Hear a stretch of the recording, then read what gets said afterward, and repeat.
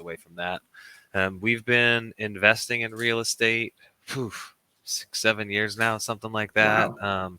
Pretty like on a hobby level until I joined Subto a year and some change ago. I think it was like May 22, something like that. And it just made me realize, like, oh, I'm not even like this is not a business at all. I thought I was, I thought I owned a business, but no, I didn't. And I wasn't generating leads. Not like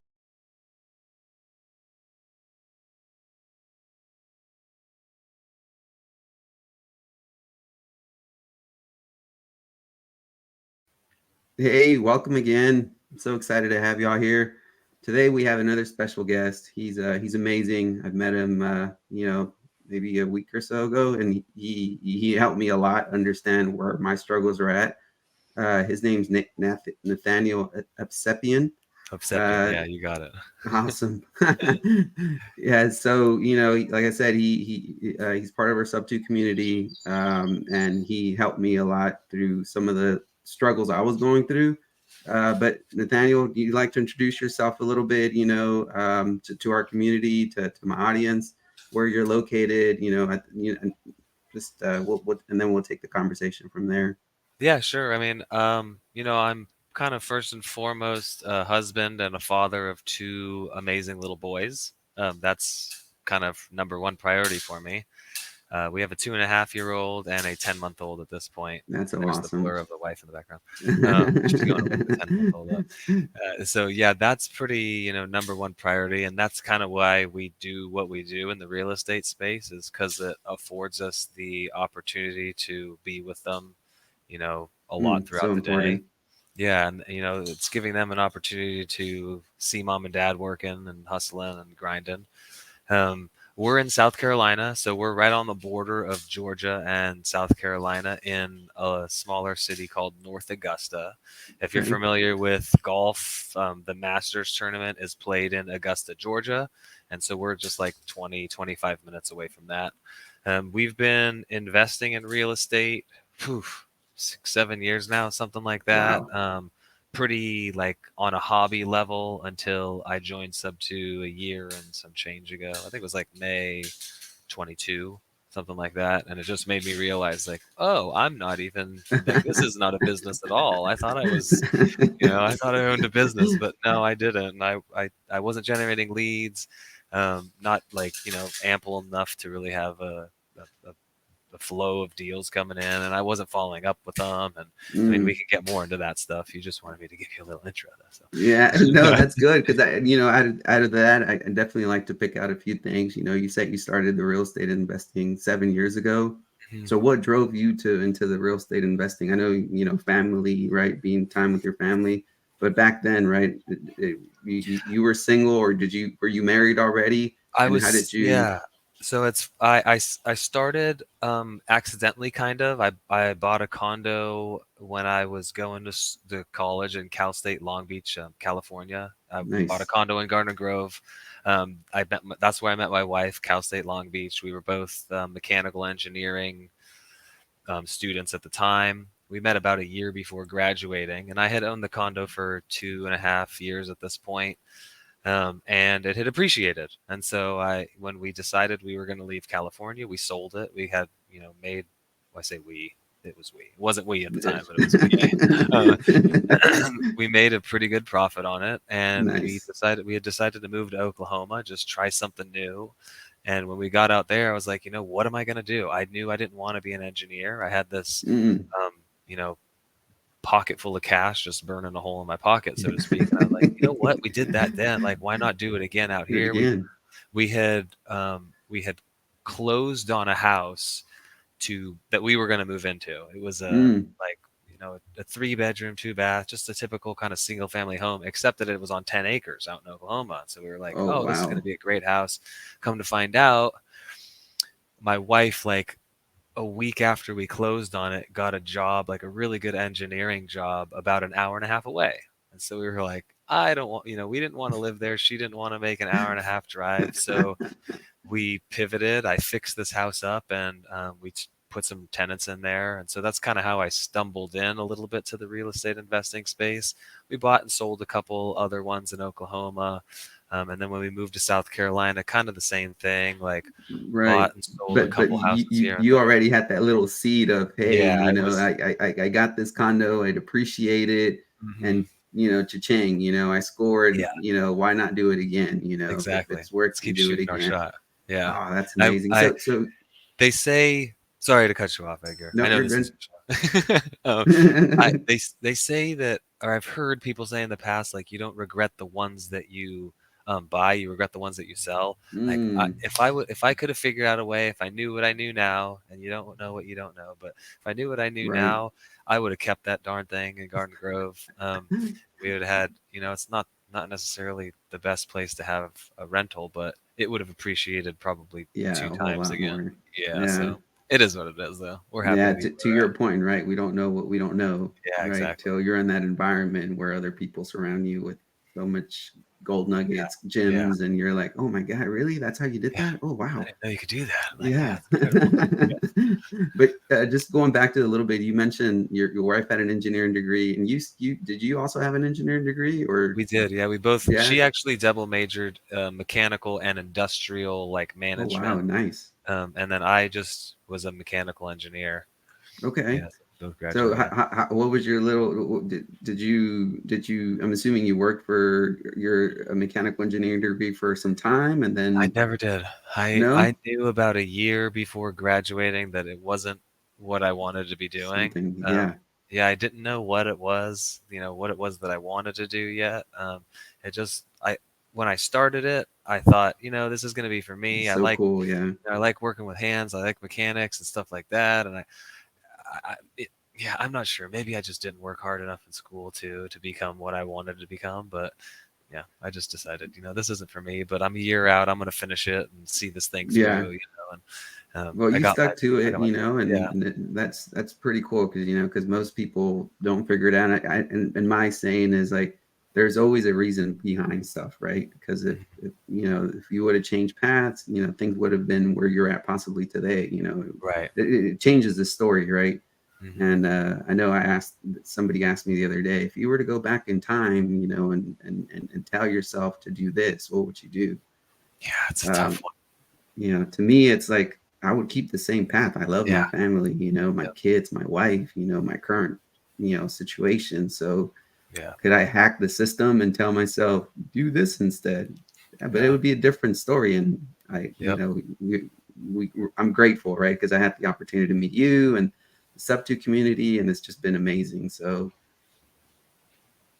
yeah, Yeah, so I feel the same way. Like, would I like to go back and tell myself to start investing in real estate 20 years ago instead of 7? Yeah, sure. But like you're saying, maybe that means that I don't meet my wife. Maybe it means I don't have my 2 sons. Nah, I'm okay. I yeah, like I'm where I'm at. okay. Yeah, I'm gonna get better now, and you know, But just past is one past. thing for sure, right, is when somebody asks us, but for the younger kids, like a 14-year-old, 16-year-old, right, Yeah. and I graduated from college as well, and you did as well, your wife did, my wife as well.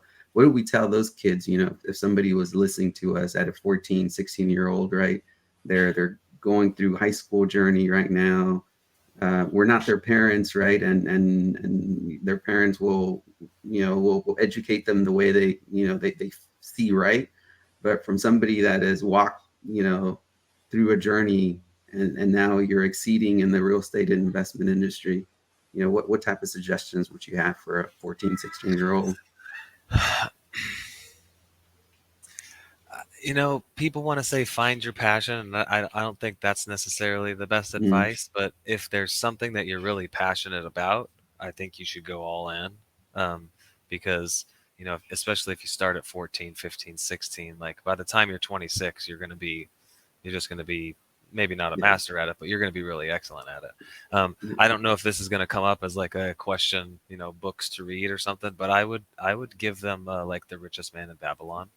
Oh, that's a good It's one. Yeah, it's a simple book, but it teaches just like really solid financial fundamentals. And when you have like those financial fundamentals, it doesn't really matter what you do Mm, for making income. It matters right. how you let your money and your assets work for you. And so, like, rather than giving them a piece of advice, I would say, hey, like, read this and put it into practice. Oh, that's so I guess true, that's my right? advice. You know, like Yeah, there's a lot of people that perfect. can hear it, you know, but then you don't put it into practice. Like, what is knowledge without action? It's nothing. It's Yeah. not valuable. And listen, if there are any youngsters listening out there, right? What Nathaniel just said is golden, Yeah. right? We're in a consumer society right now where if you don't like to read, right, it's okay, right? Mhm. But reading is so important, right? And but the other aspect is if you're on this YouTube channel or anywhere you're at and you're learning something, take a step and take action. That's what Nathaniel just said. Take action, right? Take action early, and that gives you an opportunity to fail early and fail Mhm. forward, and you learn from that. So great tip of advice there, Nathaniel. And it's so powerful, right? Because I think that's one tip everybody needs, right? Even at our age, Yeah. we want to take action. We don't want to be consumers. And I think a lot of us fall in that rut where we're just sitting there watching YouTube videos or whatever it is, we're saying, well, why are they accomplishing this and I'm not? Yeah.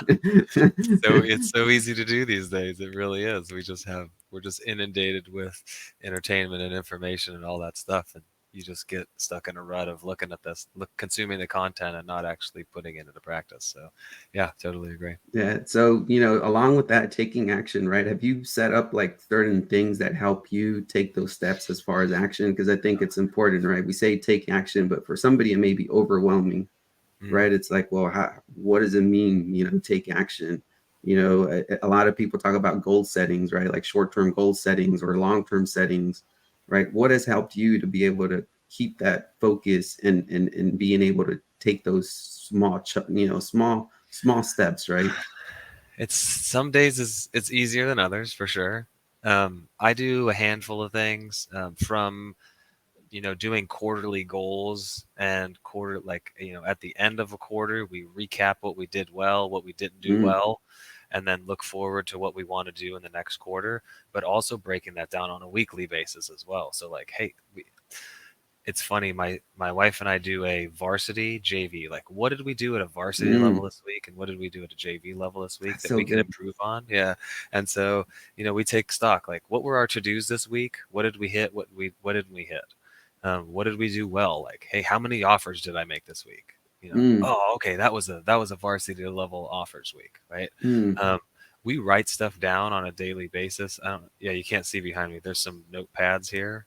You have a You can whiteboard and stuff like that, we do have sticky a notes and whiteboard, everything. yeah. Oh man, Um, that's awesome. so we do like we like writing stuff out and being able to cross it off or check it off. What's stuff that needs to get done this week? What are today's? Like I got a today's to do list right here, um, Yeah, and just that's checking so them off. And powerful. then I use my calendar. I use my Google Calendar to just time block stuff. Like, today I had to do 2 hours of calling in the morning, 2 hours of calling in the afternoon. I got to make sure here I'm ready and prepared for this this meeting with you today. So I Yeah. time block real hard, and that's just part of what I use to get things done. And I leave white space, so the little blur behind me, I can hang out with him. Mm, yeah, that's Sometimes I true. need, I've been on the phone for 2 hours today. Let me take 10 minutes and hang out with Sure. my boy. Oh, man, Yeah, Nathaniel, you're just dropping gems on us, brother. Because I mean, being intentional with your time, right, and finding the the system that works for you, right. Nathaniel mentioned using, Google Calendar, having a whiteboard, taking notes, right. When you write something, right, and you write it down, you put your little goal, your short term goals, your varsity, your JV. What did you do well? How can this deal make it to a varsity level? What needs to improve here? What did we need to tweak? That's true for anything, right? Whether business, whether it's family, and the fact that y'all tag teaming this, yeah, that's golden, right? when I when love you it. when you and your wife can tag team and look at that stuff together and collaborate and be able to see, hey, how could we take this JV to a varsity level, Yeah, right? That's so powerful. So hopefully y'all taking notes. Nathaniel, you're man. Thanks for enlightening me, because I know I'm starting my journey as far as the real estate investing industry. So mhm, me and my wife are on that mission where we're gonna start collaborating. We're gonna start putting our whiteboard. Hey, this is what we need to do. These are, and I like your idea about varsity JV. We'll have a separate wall for that. So thanks for sharing that. I think it's super helpful. And then like that, to your point, right? The most important thing is the family, right? So being intentional and being present when yeah. you're there with your little ones. it means a lot, right? Yeah. Um, because not many, It's so easy to not be present, you yeah, know? Like I the phone rings and it's the work phone and you want to go answer it. But you got to go like, "No, no, no. I got 10 minutes right now. I cannot answer the phone." If there's a deal to be done, it'll be there when it's time to be done. I know that's going to go against the grain for a lot of people, but that's my value system, and that's what I'm not going to jump at the drop of a hat to go pick up the phone when I'm hanging out with my kid. I I love do that. sometimes. I'm not going to lie. I don't always keep Yeah, but stick at to my least guns. But yeah, you have to maintain that though, right? yeah, It's like this is where I'm at, and could you do it once or twice? Yeah, but you hold yourself accountable, right? yeah, Because I was at a stage in my life where I was kind of not being present. I would get off of work and just go sit down at the couch, start playing my video game, and it's like I got my little ones around, and you're not really being intentional, right? And it's right, like, what are you doing?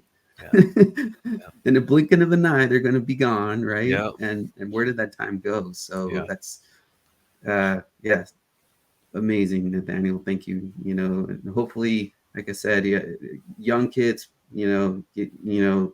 it's not about passion, but it's about doing it, right? We all have our shiny syndromes. We want to try that. We want to try that. We want to try that. Do it, Mm, do it, do it, do it. And if you fail, you try something else, pivot, yeah. right? Because you're going to find that thing that you're going to resonate and click with. So I have a 14-year-old, and Oh, yeah. I've been taking him to our RIA meetups. Okay. Yeah, so I mean, Yeah.